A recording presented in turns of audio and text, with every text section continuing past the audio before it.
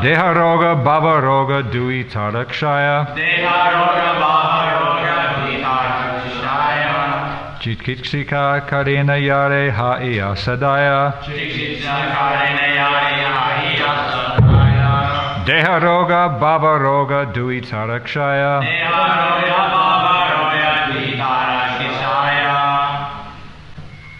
Chikitsa medical treatment Karena did Yare upon whom Haiya becoming Sadaya merciful Deharoga the disease of the body Bhavaroga the disease of material existence Dui both Tara his Kshaya diminished.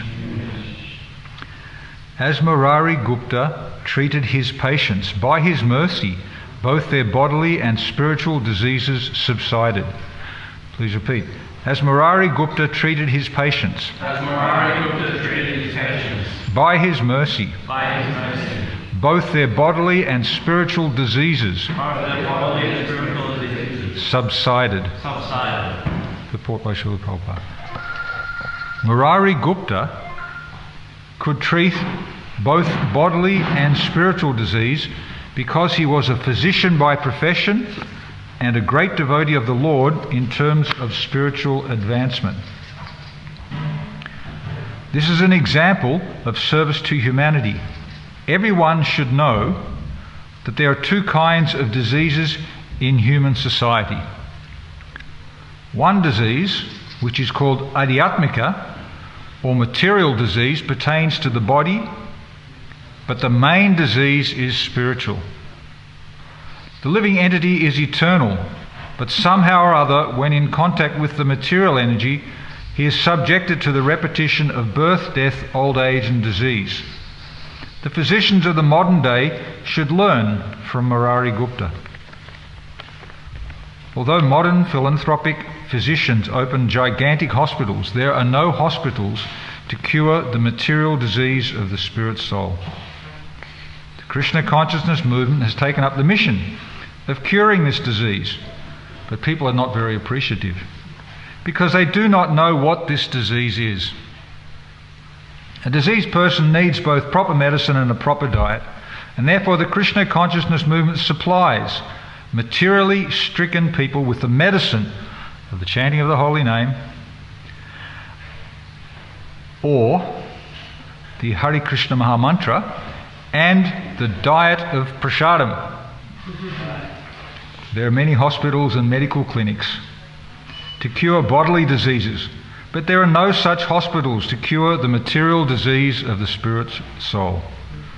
The centres of the Krishna consciousness movement are the only established hospitals that can cure man of birth, death, old age and disease.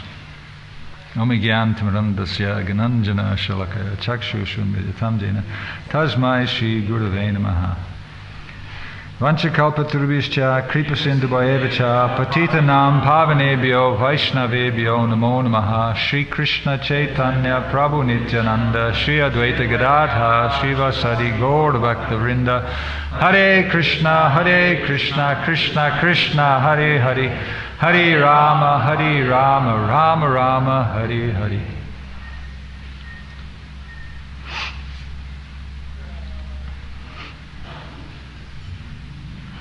The first time I met Murari Gupta Das, servant of Murari Gupta, was in Melbourne Temple. He was the treasurer. He was good with money, but he also had a martial spirit. So if you wanted to go and get money off him, you have to be prepared to fight. You'd enter in the door, I've got this plea, this is it. Okay, throw you the boxing gloves. All right, we'll see who wins. So he was good. He was tight with the budget, and he was also managing the money and facilitating the devotees in the proper way. Here Murari Gupta, the associate of Lord Chaitanya Mahaprabhu, he's a physician because he's born in a family of physicians. He's practicing the family business. And he's effective as a physician because he's a greatly advanced devotee.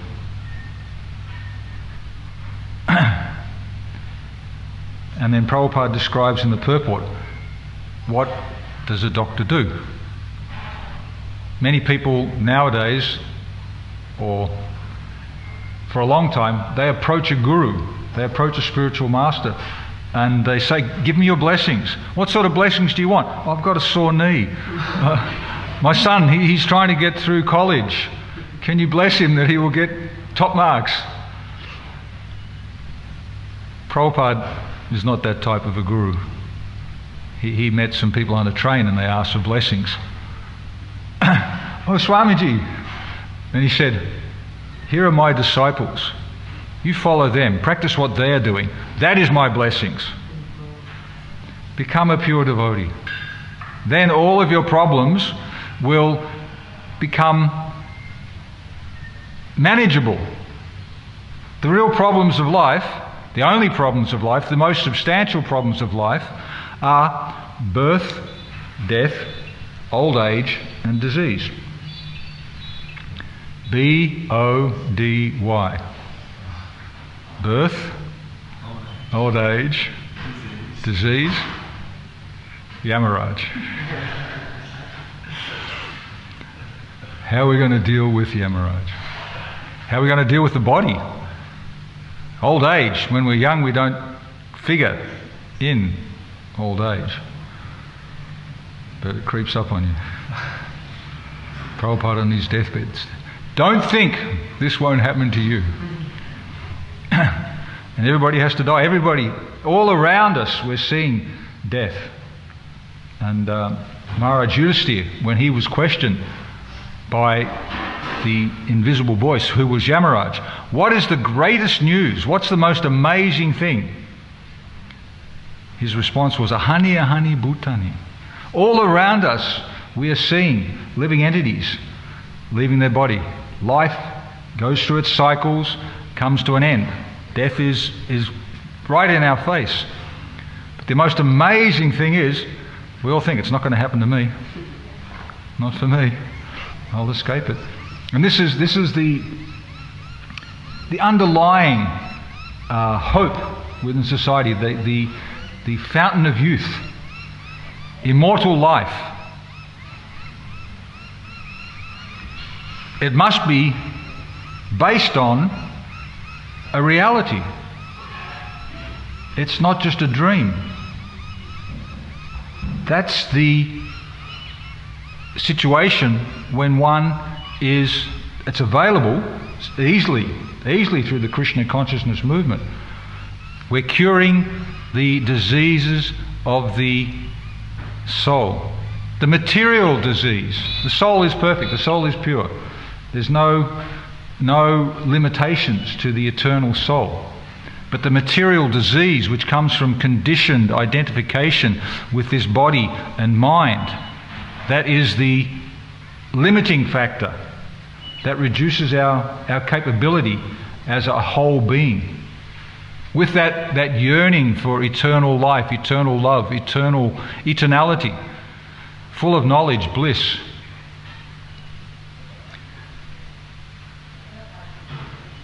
So it's staring us right in the face. We're hearing about it, we desire it, we feel it in our gut.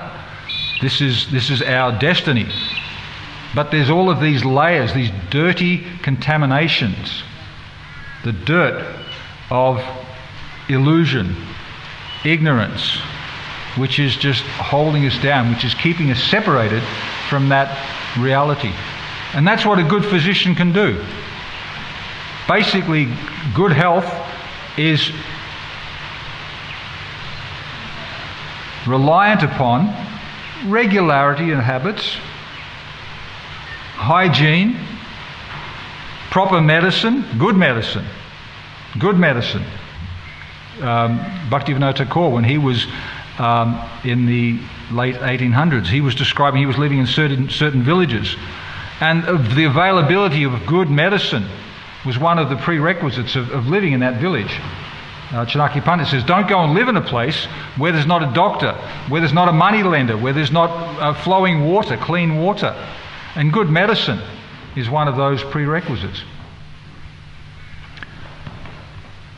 And even Prabhupada, who practiced as a chemist, he described that there's only 3 really substantial basic medicines in that cornucopia. One was quinine. Quinine, that bitter substance, which we have a little glimpse of, we have a taste of it in bitter lemon and tonic water. It's bitter. And there's 2 others. I don't remember exactly what they are, but there's not many good medicines. Most of the things which are passed across the counter are just full of filler. They're out of date. They're weak. They're the wrong medicine, because people don't know what is the actual disease. They don't know what's the actual disease. They're not good physicians. They're not it's said that a good Ayurvedic physician nowadays, he can just look at you, and he can, through physiognomy, through observing your features, your demeanour, seeing your mentality, he can understand what's wrong. And he might check with the pulse diagnosis, just touching here on your, that's a bit of a wobbly liver you've got there, or your lungs are strong, or like that. Just something more specific that he can encourage you with. But modern day physicians, they just open big hospitals and promote like a band-aid solution. Here we've got all of these facilities to treat your ailments. Just sign up, put yourself in our clutches, and we'll deliver you.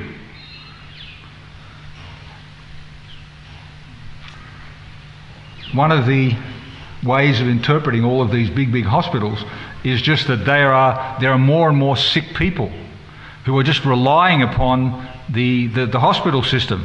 They're not capable of uplifting themselves, so they just put themselves in the hands of the so-called gods of religion at the moment, the scientists, and rely upon their promise of like simply a pill or a shot or something like that's going to relieve you from all of these miseries. But for one who is born, death is certain. And for one who dies, birth is certain. So in the unavoidable discharge of one's duty, one should not lament. It's part of life. Still, an expert physician like Murari Gupta, because he's a highly advanced devotee, he can heal, he can cure one's material and spiritual diseases. Just like it said, if you wear the garland, the Mahaprasad garland, which is offered to the deity, your material and spiritual diseases go away. You get in touch with that spiritual potency and you get uplifted. You get relieved from the blazing fire of material existence. The material disease of the spirit soul subsides. It has to be quenched. The samsara davana lalita loka. The spiritual master, he pours the water on the forest fire, and he helps to relieve us. He puts out the forest fire. He relieves us of that samsara, the cycle of repeated birth and death. We can get back into the eternal existence of the spirit soul.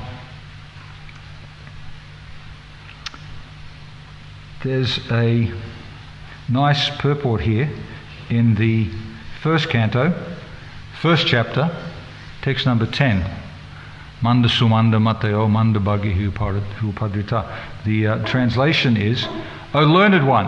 This is a statement from the great sages at the sacrifice at Namasaranya. They're all gathered together to try and work out how to solve the problems of the society. They were going to do a 1,000-year sacrifice. And when there's a sacrifice, when there's a big yajna, then people come together, they meet and they talk. So that the people who are participating, they ask the representatives, the topmost sages, what's the problems of life? What's the solution to the problems of life? So this verse here, they responded, O learned one, in this iron age of Kali, men almost always have but short lives. They are quarrelsome, lazy, misguided, unlucky, and above all, always disturbed. And Prabhupada in the purport, he says that the duration of life is shortened, not so much because of insufficient food. There's plenty of food. Once you join the Krishna consciousness movement, it's not a matter of shortage of food, it's just too much. 7 offerings a day and buckets full of halva, and it's over the top. But insufficient food is not the problem. That's not going to shorten our lives. By keeping regular habits and eating simple food, any man can maintain his health. And here's the main problems. Overeating, over sense gratification, over dependence on another's mercy, not being independently thoughtful, being interdependent, but also being independent, and artificial standards of living sap the very vitality of human energy. This is the position in Kali Yuga, and this artificial standards of living sap the very vitality of human energy. So simple living, high thinking, getting back to basics, getting back to a life which is satisfying. And that's the program of the Krishna consciousness movement. Rise early in the morning, take bath, put on clean clothes, come to the temple, focus your mind, Savai Manaha Krishna Padara Vindayo, focus your mind upon the lotus feet of Krishna. Praise Krishna, chant your mantra, practice meditation, practice cleansing the mind. Inquire significant inquiries from the sadhus, the devotees who have realized partly how the body, I'm not the body, the body is just a vehicle. I'm the servant of Krishna. I'm not the body, I'm a spirit soul. I'm not the body, I'm a spirit soul. Okay, I'm a spirit soul. Then where do you take that? I'm a servant of Krishna. I engage in service. I use the body to serve Krishna. And then there's so many wonderful services to do. Cooking, cleaning, worshipping the deity, gardening, raising funds, preaching. So many things to do in Krishna's service. So that's the program of the Krishna consciousness movement. And the basic cure for a disease is proper medicine and a regime. And so what the Krishna consciousness is providing is the diet of Krishna Prasadam, sanctified foodstuff, and the regime is the lifestyle change is the chanting of Hare Krishna, Krishna Krishna, Hare Hare, Hare Rama, Rama Rama, Hare Hare, in a systematic, regulated way. And in due course of time, by hearing these amazing subjects from the mouths of advanced devotees, Murari Gupta, an advanced devotee, by his mercy, he could heal, he could change people's hearts, he could uplift them. Lord Caitanya even went to him. Lord Caitanya, the Supreme Personality of Godhead, he went to him because he knew he was a doctor, and he went to some help. He had indigestion, so he'd overeaten. So Murari Gupta gave him some water from his drinking cup. That's the cure for overeating, for indigestion. Other devotees, they were giving Lord Caitanya special digestive aids, digestive stimulants. Damayanti and Raghava. Damayanti, she prepared all these things. She made ground up ginger and so many things which she made into little balls and packed them up and then gave a bag with hundreds of different ingredients. And Lord Caitanya, he accepted those things, and every day he would take a little bit of bitter, a little bit of lemon, little things like that, because they were tasty. And they also help to keep you balanced and healthy. So the simple practices, I'm not going to eat anything. I'll make a vow, I'm not going to take anything. I'm unless it's Krishna Prasadam. Unless it's been offered to Krishna with love. And we can sense when something has been prepared and it's not tainted. It's prepared with love and it's been offered. And even if sometimes things are in a rush, we're cooking and we're late for the offering. But you can taste the anxiety, the pressure, the love that's going into those things. And that helps to provide more connection with Krishna. Sometimes a simple offering, Hare Krishna, there's some relief of the karma, but the consciousness is what you take when you're taking food stuff. And the consciousness of if you're taking food stuff outside, the consciousness is money, lust, greed, envy. There's no upliftment. So the Krishna conscious movement has got that simple practice: chant Hare Krishna, live in the association of devotees, hear and chant about Krishna, and take, after we've engaging in chanting for a long time, sumptuous Krishna Prasadam. Chant, dance, take Prasadam, hear a little bit of philosophy, rest, and then the same again. Chant, dance, hear some philosophy, take Prasadam. Actually, the first time that I went and visited Krishna conscious community was New Govardhana, and I was in complete anxiety. I was working like an ass and stressed out. So I got there, and I think we stayed there for 2 or 3 days. Krishna Caitanya was there at the time, and we arrived, and Ushapati, his wife had just given birth to a child, so we arrived and they were having a feast.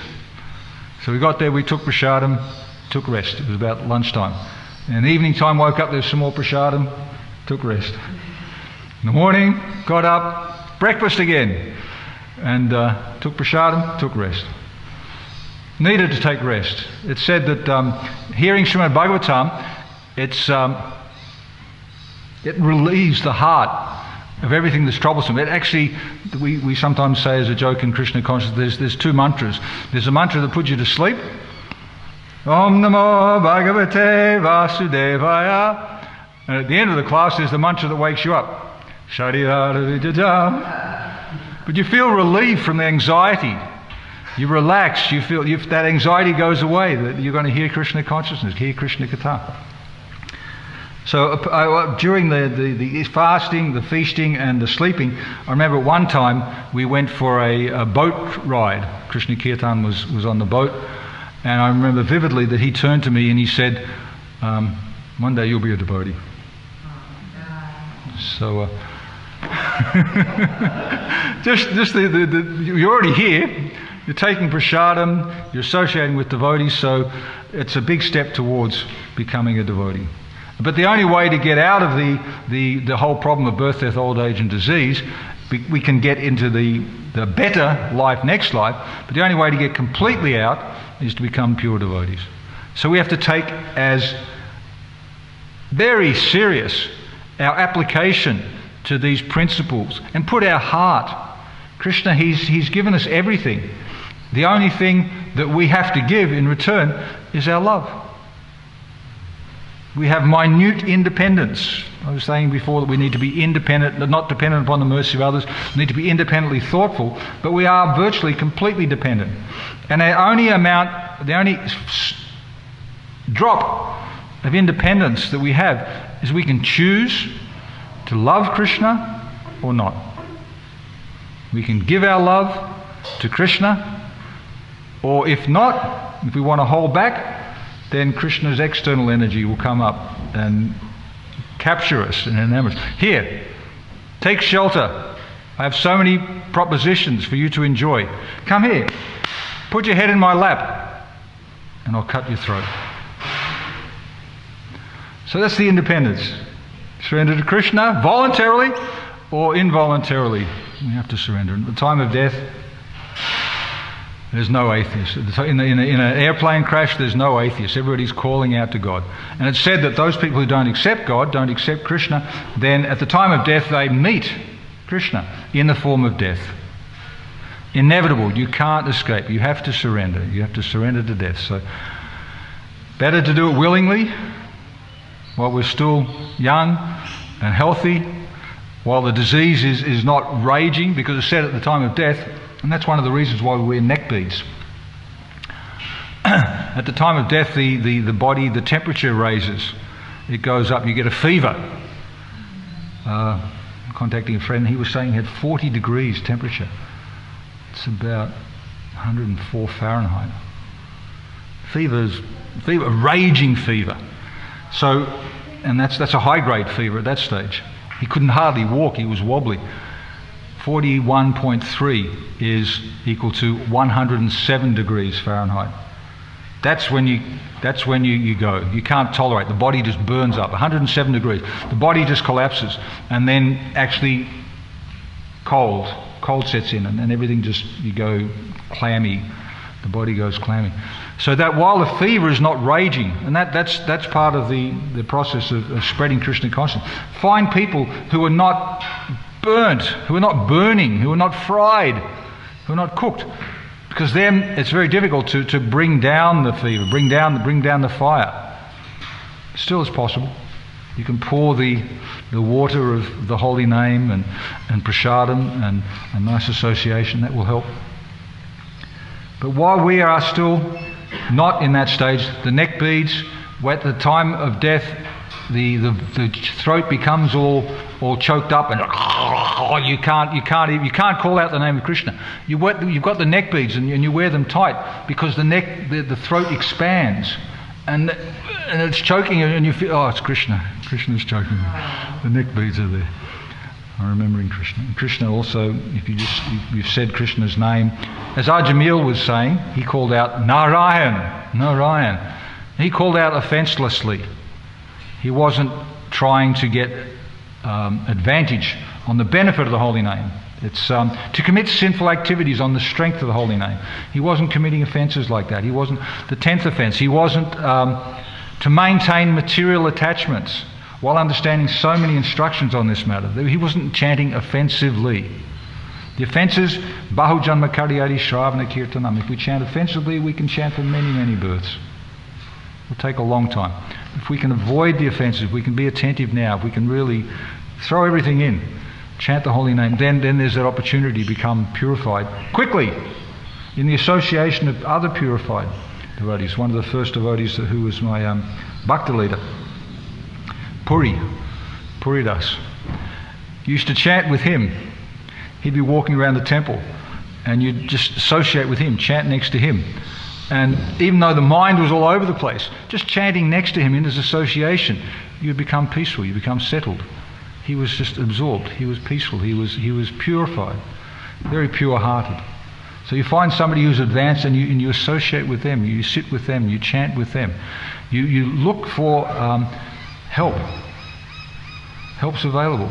I met, I'm not sure whether he's Roy or Ron, the old 96-year-old man who used to come and bring bananas here regularly. And he was feeling a bit down, so low energy. He just had a dream and he reached out and said, please, I need help. Next morning he was bouncing out of bed. So his conclusion was, he told me, seek and you will find. Ask and you will receive. Ask for help. Ask for help. The devotees, they're just itching to help, to give some association, to give some mercy. That's the business of the devotees. Matchita parasparam katayantas chamam nityam tushyanti cha ramati cha. The thoughts of my pure devotees dwell in me. Their lives are surrendered unto me. They derive great bliss and satisfaction by conversing about me and enlivening one another. It's said that Krishna, he's not present in the temple. He's not present in the heart of the yogis who are meditating. Na tishtami vaikunte. Where is he present? He's present wherever two people come together and glorify him. So ask people, ask devotees, ask about Krishna. We're in such a wonderful association. We have the opportunity to just get more hearing and chanting. So Murari Gupta, he was born in such a family, and the Prabhupada in his purport says that he was doing the best service to society. He was maintaining himself, honest livelihood, what he was meant to do, and at the same time he was attached to Lord Ram. He was attached to service to Lord Chaitanya. And by being independent, not dependent upon the mercy of others, being able to share the mercy and just give what you've got. Speak your realization. Something simple. It's uplifting. And it can start a conversation. I know when we do have classes, because we've got the scripture in the middle, then that's the focus. Just come together and put Bhagavad Gita, put Srimad Bhagavatam there. Before we came to class, the devotees were sitting and they were reading Caitanya Caritamrita. Yeah, just reading. That's uplifts. It's a very, very inspiring situation. So make it inspiring. It can be dull, can be intense, can be that body consciousness, that disease, that old age consciousness. Just put Krishna there, and he will help to wipe out all of those material attachments, material identification, material illusion.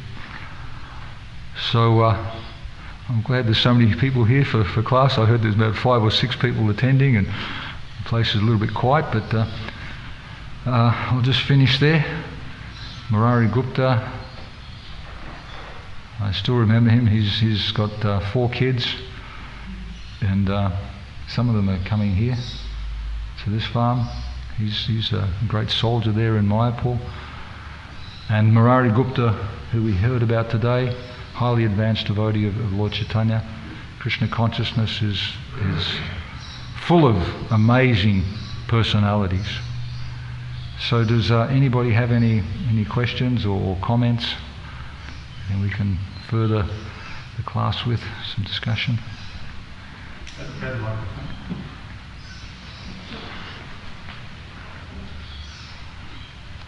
Thank you for the lovely class.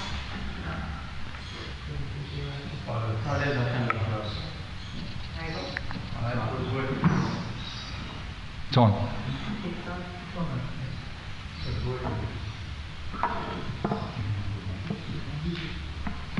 Just start now. There's people who are close out there, but. Sure. I was just saying thank you for the lovely class. I find it quite difficult when the material condition of the body is disrupted in some way. I still continue chanting 16 rounds, reading and ticking the boxes, but my mind is so disturbed and it's very difficult to focus on Krishna, and I find myself getting very frustrated that I can't kind of step beyond that. And obviously I'm still very, very new, but I was just wondering if you've had experience of this and experienced anything that maybe helped you in that situation. Yeah, Krishna's a person. I was frustrated. I wasn't meeting anybody I could engage in service, and I thought, okay, I've chanted nicely. Something's wrong. So forget about me. Put myself aside. I'm doing this activity on behalf of Prabhupada, on behalf of Prabhupada's good, worthy disciples. For their sake, please excuse all of the things that have gone wrong and just allow me to be of some use, to do some service. And very quickly, things changed. Speaking to Krishna, Haridas Thakur, Namacharya Haridas Thakur, Lord Chaitanya came to visit him, and he said, how are you today? He said, I'm feeling bad, nothing's working. But then Lord Chaitanya asked Haridas Thakur, have you ascertained your main problem? And he said, I can't finish my rounds. So Lord Chaitanya said, you're old, okay, relax. And very quickly, then he was able to successfully pass away in the association of Lord Chaitanya. He was able to hold the Lord's feet on his chest. He endeavoured as hard as he could, and then he asked for forgiveness. So feeling lousy, we just have to adjust the circumstance. Some devotees, they're advised if they're sick, even you can't vibrate the sound, you can't hold the beads, just put on a tape of Prabhupada chanting. Let somebody else chant for you and follow in your mind. The mind, Savai Manaha Krishna Padara Vindayo, the main goal is to fix your mind. So despite all of the ailments of the body, you can creep out from that and you can say, oh, Krishna, I'm feeling so bad, please don't ignore me. Don't kick me away. So there's other things we can turn to. As you said, tick the boxes.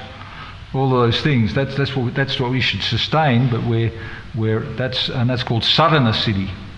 Sadhana siddhi. We're dependent upon our sadhana to become perfect. But there's no way that any of us are going to achieve that.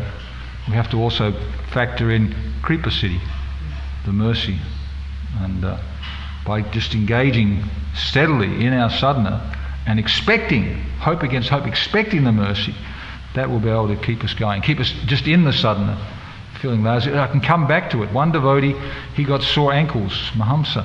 He was used to walking and chanting. His ankles were so bad that he couldn't walk. So for 2 years he couldn't chant. But still, I think he stayed a devotee, and when he's fixed up, or when he changed his mode, then he was able to get back into it. So it's said that a devotee is protected, and even if you have the most abominable circumstances, if you come back and you're rightly situated, then you're still to be considered saintly. Keep trying. Hope against hope that Krishna's hearing your prayers, seeing your endeavour, and that in due course of time your birthright will become manifested. We're going to get sick. Bhavarog. Deharog, Bhavarog. This body is a temple of illness. But it's material. And the mind and the eternal, the illness of the soul, the dirt which is contaminated, covering the conditioning. So those things in due course of time, they can get cleansed. It might take a long time if we're not so intense and strict, but in due course of time it will. And Prabhupada, he promises, and his spiritual master promises, somebody who sacrificed their life, somebody who endeavours to spread this practice, then he'll come back personally and deliver them. And there's many examples of that. Thank you. Krishna Kirtan.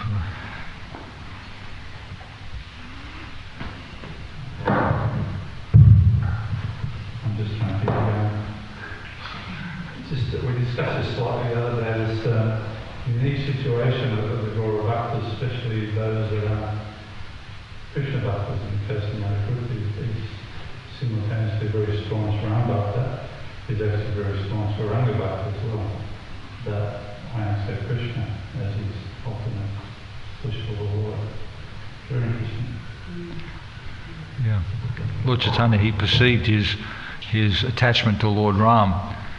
And I'm not sure whether it was Murari Gupta, but he asked one devotee, just transfer your attachment from Ram to Krishna. And the devotee went home wanting to follow the instructions, and he just tried. He stayed awake all night. He couldn't do it, and he came back. I'm so attached to Ram. And Lord Chaitanya, in Murari Gupta's case, he wrote probably with chandan on his forehead, Ram Das, servant of Ram. Ultimately, Ram is pleased. I remember when I first was reading Chaitanya Charitamrita, and it stuck in my mind because I went to pick up Nareshwar from the airport. I asked him a question. It said in the Chaitanya Charitamrita that 1,000 names of Vishnu equal one name of Lord Ram, and 3 names of Lord Ram equal one name of Lord Krishna. So there's a difference in potency, but they're equal. And just takes, it's a different mood, a different, and if you can get the Hare Krishna Maha Mantra in the ISKCON movement, because Hare Krishna is also available in Kirtan in other movements and other places, but the potency is different when it comes from a pure devotee, when it's connected with the sampradaya. The different sampradayas, unless they're bona fide sampradayas, then the effect is not there. So these bona fide Vaishnava sampradayas, we're following in the Gaudiya, Brahma Madhva Gaudiya Sampradaya. That's the school that this movement has emanated from. So we follow in that, then it's bona fide, and we'll feel the effect You can see devotees chanting and dancing in ecstasy. Other kirtans, then there's a little bit of groove and something going on, but it's not that bliss. It's not the pure love. It's not the excitement that's there from actually connecting Krishna. So the Gauranga Bhakta, the Ram Bhakta, the Krishna Bhakta, in connection with the bona fide source, then you get the most result. Rupa Raghunath.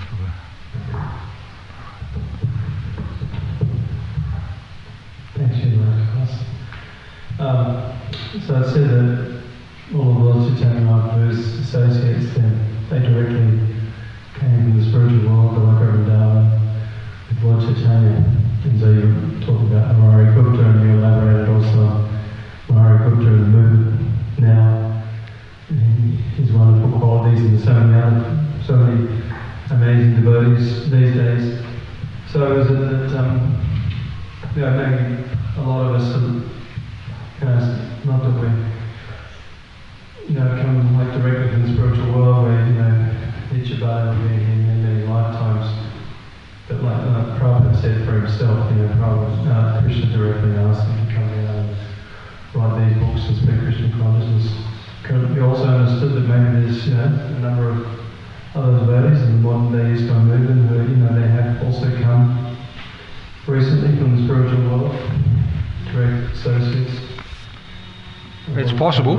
It's possible. I heard statements about His Holiness Jayapataka Swami that he was an associate of Lord Chaitanya. But even if they're not, then they can become. There's two types of lover of Krishna. There are the gopis, those who are engaged in the pastime, and there are those who are hearing. By hearing those pastimes, then you can also get uplifted to a more exalted position. It doesn't matter where we've come from. There's the crow and the tal fruit philosophy. There's a date palm, and there's a ripe date there, and a crow comes and lands on it. There's some other sadhus they're looking at, and they start conjecturing.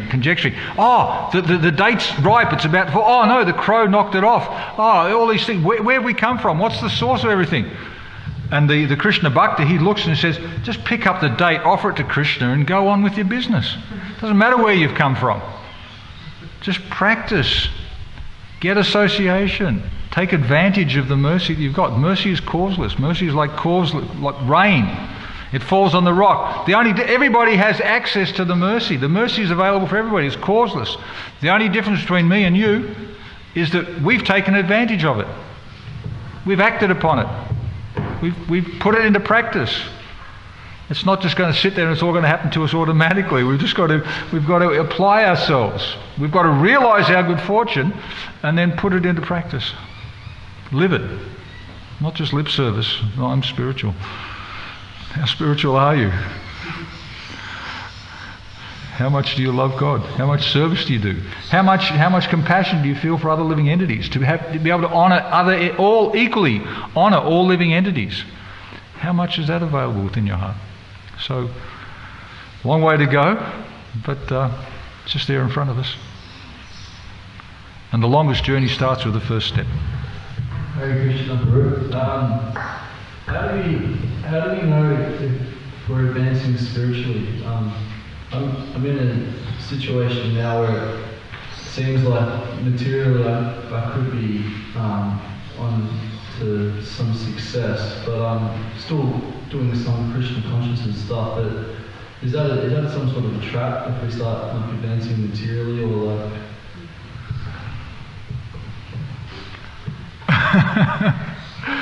Material, we don't have to be paupers, we don't have to be impoverished. The Brahmana takes a vow of poverty. He doesn't want to get involved in material accumulation and attachment. But if we are capable of utilising whatever comes to us in Krishna's service, then we should accept it wholeheartedly. We have to know where it's coming from, who's supplying, what we're supposed to do with it. It's not the scalpel that's the culprit. The scalpel can be used to save lives, it can be used to kill lives. It's not the situation we're in, it's how we utilise it, it's our consciousness. So if you can see Krishna's hand in it, and if you can see that you're still able to maintain your steadiness in the spiritual principles, then you can embrace it. But if it's going to be an obstacle, then you say, well, thank you, I'm not interested in that. Daruka, Lord Krishna's chariot driver, he was driving, he was feeling ecstasy. Oh, wow, that's a wonderful situation to be in. But he was feeling so much ecstasy, he couldn't drive the chariot. So he cursed that benefit, cursed that ecstasy, and said, let me just do my service. I just want to do the service. I want to stay fixed in the service. If the facility allows you to stay fixed in your service, and your main service is to remember Krishna, to chant, to hear, to associate nicely with devotees. If something gets in the way of that, then it should be rejected. It's up to the expertise of the individual. If you're not capable of it, then pass it on. Ask somebody else to help you. Getting close to breakfast time. Any last question? Sorry. Something that just came up now. There's two chapters. Hang on, just the microphone. You've got the budget and money and the question. We've got to put the microphone there so people outside can. Oh, you hold it. You have the budget and the question and the devotee. And I was just thinking, sometimes it feels like we are practicing Krishna consciousness to go to Godhead. And we understand that, but we're also supposed to have compassion for others and preach Krishna consciousness. So, but sometimes it feels that preaching to a certain level of Krishna consciousness to change people's hearts and to bring them to Krishna. And so, Prabhupada's given us this mercy of devotional service here. So, as far as focusing on, the path, can we just focus on devotional service and then, let someone else do the preaching, and then we get to that back to God and perhaps can come back? Or focusing on devotional service is the preaching. Bhajananandi, we should become a good Bhajanandi, and with that strong bhajan, with that strong basis, then automatically the things we can do will be of effect in terms of inspiring others to do service themselves. One devotee, early days, he said, I think it was Gyana Samudra, just take care of the little things. You focus on the little things. Make sure that you've got the little, as Caitanya Swami's been saying recently, get your system together, work on your habits, build up focus on the little things. Look after the little things, Krishna will look after the big things. Do your part, just focus on the little things. And just by being fixed and satisfied and happy, the smile on the face of the devotee, the bliss that's there from the practices of spiritual life, that's very, it says a lot. It's very influential. Don't hide. The Bhajananandi without the Goshtinandi aspect is one who just does their own bhajan. Oh, I can't do anything. I'm not going to do any service. I've still got to chant my rounds. Don't be that sort of a Bhajanandi. Be open to whatever Krishna's providing as a result of your asking him. That's what our bhajan, our japa is about. Krishna, oh energy of Krishna, oh Supreme Personality of God, please engage me in your service. Let me serve you. And then some little service. I was out 7 days, door to door, 12 hours a day, whatever, trying to engage people in service. And came back with a zero. I drove in the back car park at Melbourne Temple, and Sadbhuj Prabhu was walking across the courtyard, and he bent over and picked up a piece of paper. And he said, Krishna's so merciful, he allowed me to do some service. And I thought, wow. I thought I was a doer. I thought I was making it happen. But it's up to Krishna whether he allows it to happen. So we should try as hard as ever to engage people in service, but we should know in our heart of hearts that it's not going to happen unless Krishna allows it.